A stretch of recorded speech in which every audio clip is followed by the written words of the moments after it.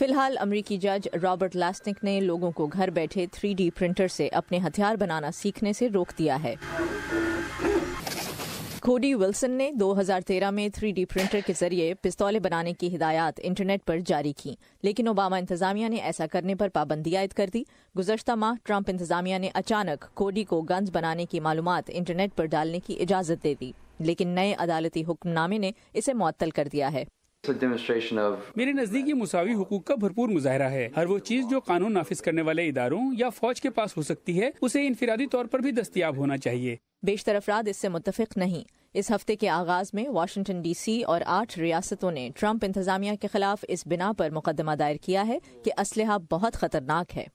Coming to a theater near you, coming to a school near you. آپ کے قریبی theatre, school, stadium یا کسی بھی عوامی مقام پر یہ اسلحہ پہنچنے والا ہے۔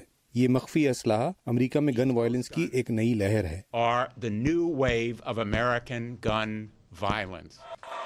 صدر ڈونلڈ ٹرمپ نے بھی پرنٹر کے ذریعے اسلحہ بنانے پر تحفظات کا اظہار کیا ہے۔ اپنی ٹویٹ میں انہوں نے کہا کہ اس قسم کے اسلحے کی فروخت کے بارے میں ان کی نیشنل رائفل ایسوسی ایشن سے بات ہوئی ہے اور یہ کہ اس کی کوئی تک نہیں بنتی، لیکن امریکہ میں اسلحے کے لیے لابنگ کرنے والی سب سے بڑی تنظیم NRA اسلحے پر ہر قسم کی پابندی کی مخالفت کرتی ہے اور اس کا کہنا ہے کہ پرنٹ کیا جانے والا اسلحہ آزادی اور جدت فراہم کرتا ہے۔ بل گیلو کے ساتھ نخبت ملک، اردو VOA۔